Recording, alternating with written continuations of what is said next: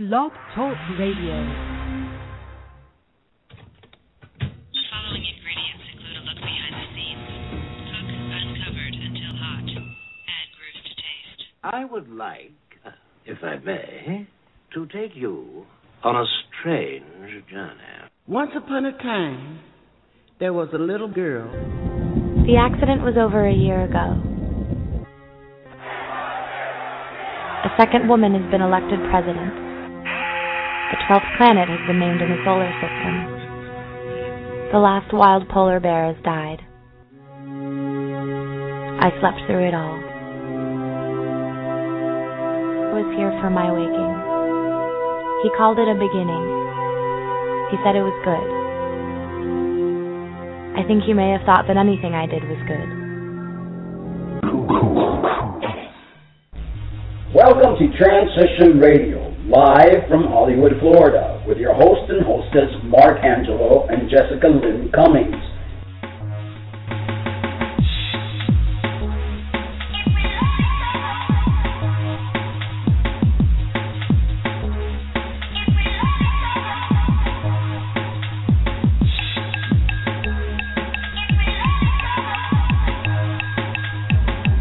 Show for trans folks, by trans folks, here to let your voice be heard.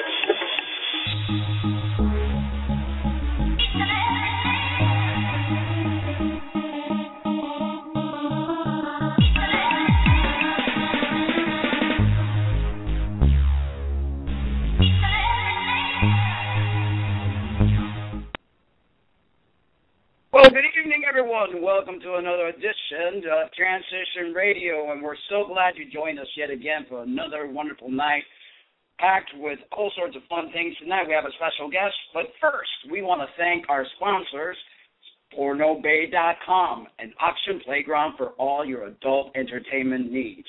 Check their business listing, classified ads, job openings, forum, and chat rooms, not to mention their really cool merchandise. Place your bid today at Porno Bay. Well, tonight we have a very special guest, Logan Wetzel. He's a 39-year-old trans man, a father of 4 amazing boys. All 4 boys are from the same father, and they've been married for 11 years and separated now for the past 3. His spouse, Tom, is the best friend he has ever known, and he would be lost without him. Logan quotes, "He is part of the reason I am who I am today. Tom is the rock on which I stand, and he deserves a great deal of credit. I come from a childhood of faithful mother." I had a younger brother who was killed in '95 by a drunk driver. My mother disowned me and said she wished I had never been born. And she told me that she should have had an abortion with me when she had the chance. I had money saved for my chest on 2 different occasions, and had it stolen from me 2 times. I am currently taking a class at John Casablanca's Modeling Acting Career Center so that I can further my career in the entertainment industry. I also have a documentary on the back burner. I will hopefully be enrolling into college sometime soon for security as my main course. I am a huge advocate of legalizing marijuana for multiple reasons. I enjoy all music, with my favorites being country and folk, and love all movies, especially horror, sci-fi, and fantasy. I am a gamer who enjoys tabletop stuff as well as MMORPGs, which I have no clue what that is, but he also digs zombies, with The Walking Dead being his favorite show. He loves everyone, well, most everyone, has a very little tolerance for stupid people, and he plans to make his kids and the entertainment his life. By doing this, he thinks he can bring a positive light to the LGBT community. The more visible, the better. I also hope to land a Yay, commercial or whatever, so that I can pay for my child. Logan states that he has been well accepted in his community in Appleton, Wisconsin.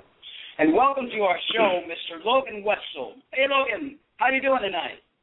Not too bad. How's it going? Pretty good. Can you hear us okay? Yeah, I can hear you great. That's awesome. How you doing, Logan? I'm not doing too bad at all, actually. So, let's see. We're going to ask you some questions. You can let us know a little bit about yourself as well as the listeners. You said you started a family and attempted to be a so-called normal individual in this crazy game we call life. When did you first realize that you could no longer live the lie or the life that others wanted you to live? Well, I think like most guys, I think most of us knew when we were very, very young. But for me, the turning point was after my fourth child.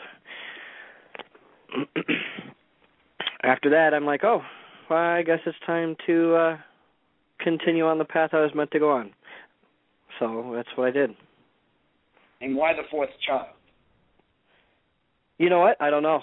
Child was because we want. I'm not really sure because it was just we had a plan to have 6 kids, and we stopped at 4. And after the fourth one was born, it's like a little light switch in my brain said. Finally, it turned on and said, "Hey, you need to do this right now." And I'm like, "Okay." So I listened, and here I am. Wow, excellent. Okay, tell us about your childhood, the relationship you had with your mother, and why do you think she was not supportive of you? Because anytime let's take potty training, for example. Little boys, they watch their fathers to learn how to go to the bathroom properly. I watched my father all the time when it came to going to the bathroom, to shaving, to everything that my father did. And I would constantly ask, well, how come, where's mine? How come I don't have what Dad has? And my mom would, look at me in disgust and be like, you're a little girl. And I'm like, no, I'm a little boy. And, it's just everything that I did, my mom tried to counter. She would constantly be putting me in dresses, and I would constantly be sticking gum in my hair so that she would have to cut my hair so that I would get to have short hair. It's really amazing because a lot of our trans guys have the same story. I actually have a really comical part that I wrote in my book about that I would stand there, push all over my body trying to find that special button that would make my innie into an outie. And no matter how hard I tried, and no matter how hard I tried peeing standing up, it just wouldn't happen. I would make a terrible mess in the bathroom, and my mom would get totally upset. So it's almost like... Go ahead. Yeah, and the crazy thing is every night when I would go to bed, I would say my prayers, and I would always pray that I would get what I was meant to have. And every morning I'd wake up and I was completely disappointed. I didn't even hit puberty until I was 19. Wow. Yeah. Well, when you did, let me ask you a question off the subject here. When you did your prayers before you went to bed, was there one specific prayer that you did? I'm just curious if all children get the same stupid prayer that their parents give them. Yeah, I was now I lay me down to sleep. Oh my God, I did it. And I would. God. Yep, and I would change. I would change the words around, to fit what I wanted to have happen to me. So, but no, I'd wake up. So. I want to be done. That is so funny, and you notice most horror movies, they're the ones that use that prayer for something. Oh yeah. Now lay me down to sleep. Yeah, now lay me down to sleep made my peenie come out the next morning. Yeah. Like that. Yep. I agree. Logan, if you could talk to your mother and let her see your heart, your pain, without her judging, what would you say to her? Honestly, I've thought about that for a long time, and there would be nothing that I would say to her, because the relationship that I have with my mother, I wouldn't get to say it. But let's say all of a sudden, the fairy godmother came along and gave your mom the ability to open up her heart, and gave your mom the ability to not judge you, or actually probably judge herself, because I believe that a lot of the parents that go through troubles dealing with our issue is something deep about them, because they blame themselves. They did something wrong. If I did this different, why did I take this pill that may have caused this, that, or the other? But if all of a sudden, your mother's heart, your mother's way of thinking would be changed, what would you be able to tell her? Go into your I don't know. I don't know. I really don't. That's something that I've thought about for years, my whole entire childhood. There's every time I sit down to think about it, I draw a blank. This is a woman. I would have to sit her down face to face and try to think of what I wanted to say to her from my heart, where she wouldn't want to turn around and just smack me. Because this is a woman who would pick me up and throw me into my room, literally throw me into my room, and slam the door and lock it from the outside to punish me. So asking from my heart what I wanted to say is, I don't know. I really don't know. I mean, what can you say? I can say, oh, I love you, but then she'll say, well, blank off. It's happened before. I've literally tried to sit down and talk to her, and there's nothing for it. It's not something that she wants. So, my mother wasn't supportive either, but through the years, after many, many years, she finally came around. And I believe that eventually, as they get older and they realize, you're her son, and I have hope that all parents will eventually come around, because how can you not love what you carried in your womb for 9 months? I mean, you're a parent, and I'm sure that you love your kids no matter what. Oh, absolutely. Unless your mom has some sort of psychological issue or she was traumatized as a child, which could possibly be. They were probably very harsh on her, and that's the only way she knows how to be. And that could be a possibility. Yeah, corporal punishment.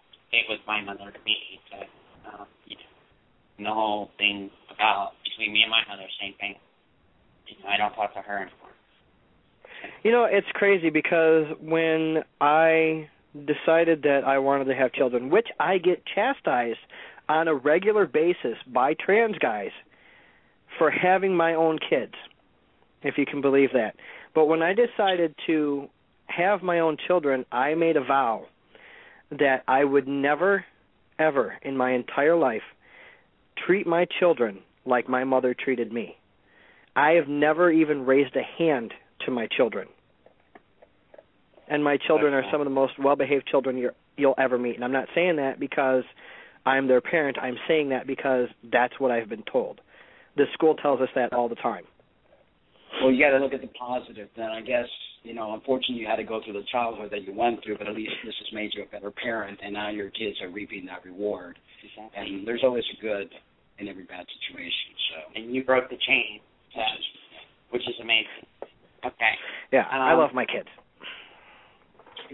That's the way it's supposed to be. Okay, my question for you. Who is Logan? What are his motivators and inspirations? Wow, that's a good question. My motivators are my 4 boys. I mean, hands down, that's easy. Everything I do for them.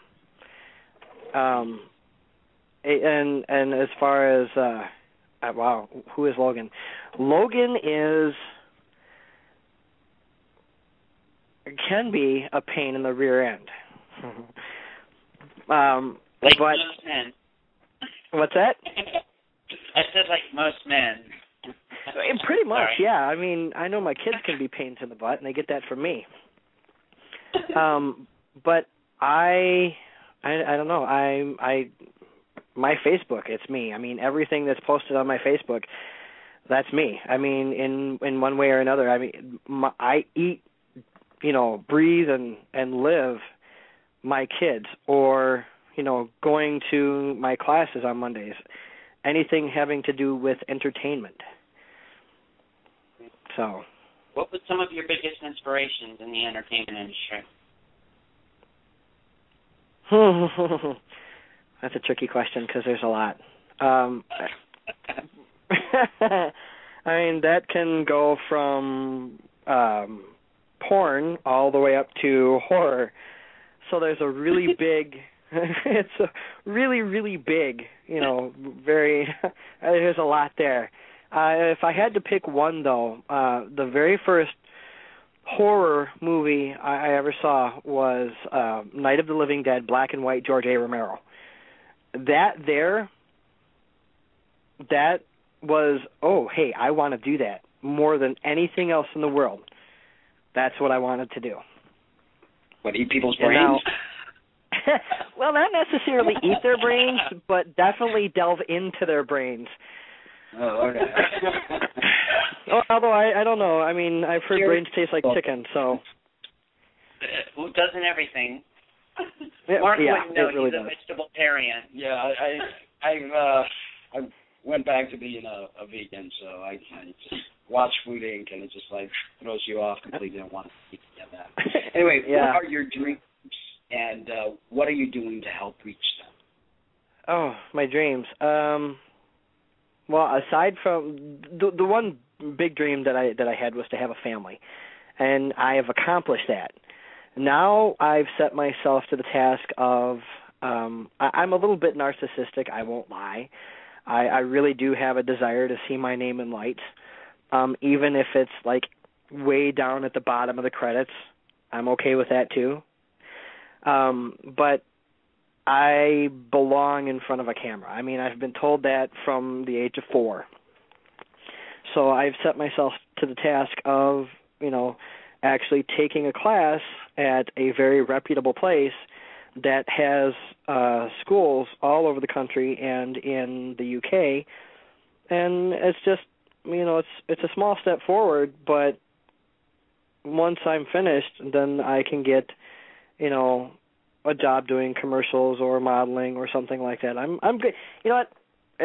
I've told the director of my class that I would dress up in a pink tutu if they wanted me to. If it got me a job, I would put on that tutu and show my nice hairy legs and dance around like a ballerina if that's what it took. Because I've noticed that a lot of transgender individuals. I've noticed that a lot of transgender individuals were very talented. That's why I believe that we're very angelic, because I've done a lot of research on trans individuals, and we all have some sort of talent, whether it's playing an instrument. Like I play the guitar, I write music, I took 4 years of acting, been in small films, and I noticed that a lot of them, Jessica plays guitar, very good with drawing. It's a bunch of individuals, and I think we should all start some sort of trans production and really show the world what talent's all about. Yeah. Well, I would love to get my. I'm sorry. Go ahead. No, go ahead. Finish. I would actually love. I'm been doing a bunch of research for the documentary that I do have on the back burner, and I would love. It's all a matter of getting the people and acquiring, bits of equipment. But once that's all said and done, then I think that the documentary that I want to make would go off really well. So I'm kind of excited about that too. Actually brings me to my next question, since you mentioned that. You said you had a documentary on the back burner. What is that about, and who all is involved in it? It is, well, right now it's just me. Because, I, being of the lower income variety, it's, you gotta work with what you have, and that's exactly what I'm doing. It's about gay trans men and the dating, and the task that, because I've noticed that there's more straight trans men than there are gay trans men, and it seems to be easier for straight trans men to date than it is for a gay trans man. Say if for example, if a gay trans man wants to date a bio guy, and he they do their flirting and everything like that, and I'm the type of person I will dive. If there's somebody that I'm interested in, I will tell them right away. I'll say, hey, look, this is who I am. This is what I don't have. Okay? Right. That's actually a really big turnoff to a lot of gay men because they want very specific things that trans men don't have. So it's just, the trials and tribulations of trying to date within the gay community being a gay trans man. Well, Logan, I've noticed that there is a major shift in that kind of thinking because all of a sudden FTM, a trans man, have become something very hot. And I think we have to thank a lot Buck Angel because he's done a lot of work to bring light to us as trans men. And I've been approached a lot because I'm bisexual, and I've been approached a lot by gay men that they're very curious and they've wanted to fulfill the curiosity, and it's just become I don't know, I guess almost like a fetish, you could say. So I think that's changing. I think that because in the long run we are men just with a smaller equipment. And, exactly. If somebody really likes you and somebody really cares about you, they're not going to look what's in between. Well, I love your equipment. Thank you. And the way that I like to look at it is we're interchangeable. We can be any size that you want. That's right. And they can go to Port Bay and purchase their equipment there. Exactly. Yeah. So, yeah. So, Logan, what do you see as the main issue that keeps the LGBT from uniting, and how do you think you can change that? I'm a person that believes education is everything. I think the more that people are educated and the more visible we are, then I think it's going to get easier. All right, so. Knowledge is power. That's right. That's totally right. And what kills me is that all the groups that have had some sort of discrimination at one point or the other are the ones that discriminate against each other more. So that always puzzles me. And it's like, if we unite it, we're stronger. And we're all in it together. Absolutely. I've even noticed that within the trans community. Like, we'll use Facebook as a prime example. Yes.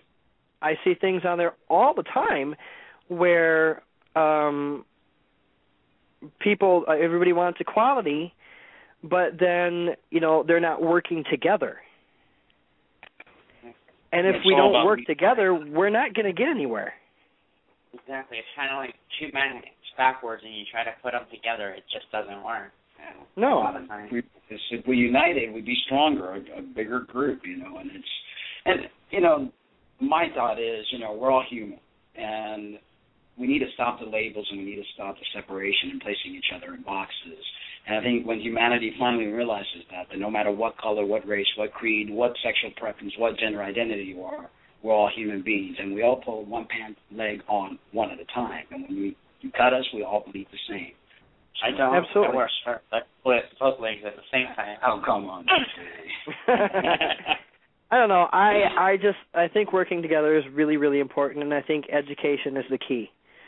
So, and like with myself, people constantly ask me, they're like, well, are you stealth? I'm like, well, what is stealth? It's not like I'm going out, waving a little gay trans flag saying, hi, here I am, look at me. That's not what I do. Wait a minute, we're going to stop doing that. Yeah, we carry a little flag going, hi. I got the sign that he makes me wear when we go out that says, hi, I'm a tranny chick. And, 9 times out of 10, and I get yelled at for this, I forget that I'm trans until I take a shower, and then I have to redress. Because it's not something, my life does not revolve around me being trans. Okay? It's not, I don't forget that there's trans people out in the world, but I forget that, that's part of me. Not let's see. Do you understand what I mean? Yes, I do. Yeah, definitely. Okay, it's my world revolves around my kids. It revolves around going to school. It revolves around going to work. I don't go to work and have my coworkers say, "So, how is your day? Is it very tranny-like?" It's not something that happens. They'll be like, they'll be like, "What's up? What's up, bro?" That's what it is. And I think a lot of people see us I think a lot of people think that that's what we do is go out waving flags around and saying, "Hi, here we are," and we just don't. That's just not something that we do. We're normal human beings just like everybody else. Exactly. Well, you're a parent, and as a parent, do you feel your kids have taken your transition well? And if not, please explain. Oh my God, my kids adore me. My 11-year-old, before he was 11, I think he was like 8, offered to get a job to help me pay for my chest. Oh, wow. What a great kid. He's very awesome, very, very smart. So all 4 of my boys, everything has been explained to them, explained and re-explained, and then asked, "Do you understand?" And their answer has always been yes. And they've even explained it to people and helped people understand it. So my kids, like me, everybody in this family loves each other unconditionally. There is no exactly. There is no hey, by the way, this parent is this way and this parent is this way. It's I have 2 parents that love me unconditionally no matter what. And that's just the way it is. You've done a good job. You've done a good Fantastic job. Thank you. Okay, one more quick question, then we have to announce more stuff. But what was the most uncomfortable stage of your transition while being out in general public eye? And I know you said that you're from Wisconsin or something like that. Yeah, Wisconsin. Where's Kentucky? And they've been pretty accepting in the interaction we've had. But was it always like that, or have you felt that there was an uncomfortable stage in your transition? There was one. Right now, I live in Appleton, Wisconsin. It's about 72,000 people, and it's literally the best place ever to live, in my opinion, for me. And I've lived a lot of places because I come from a military family. And my kids' teachers know, like the whole school, all the teachers and everybody, they know there because I think when I myself find it very important that people who are dealing with your children, because my kids, they don't call me dad, they don't call me anything like that. They call me Nashi, and it's spelled Noshi, and it's Algonquin for father. And the reason I told the school is because, if they say, well, Nashi does this, they're going to be like, well, who the hell is Nashi? And then my children would have to explain. So rather than having to have my children explain, I felt that my responsibility to go forth and say, look, this is how it is, and this is what's going on. And nobody's bat an eye. The only time I had a problem, only time I had a problem. Cut you off. We have a minute and 30 seconds, and I need to make some announcement for the sponsors. So we appreciate you coming on the show. I'll have you back again so you can tell us some more story, maybe talk a little bit more about the documentary. Sure. Thank you so much. We'll keep in touch. And thank you for the interview.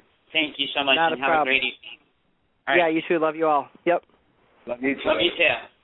Yep, bye-bye. Okay, we want to thank our sponsor, Porna Bay. Visit them at www.pornabay.com. Girls, check out their lingerie, press forms, and more. Guys, bid on Dirty Christina Fantasy Doll. She's the perfect mate for those lonely nights. She won't disappoint you, talk back, or complain. Maybe I should get the Antonio Banderas version of Christina. And we could hook them up together or something like that. No. Also, we want to announce next week's special guest. We'll have Jessica Lamb, a prominent figure in our community, as well as Ryan Casada. You heard right. Ryan Casada, a well-known artist who has appeared on Larry King, Tyra Banks, and has created many soundtracks for several independent films. So, guys, thank you so much for tuning in. Thank you, Logan, for being our guest tonight. We appreciate you all listening, your support. Check our website. Check out our sponsors' website. Support us all. We love you. We're here for you to let your voice be heard. And good night, and we'll end tonight's video with tonight's broadcast with one of my songs called Transgender Man.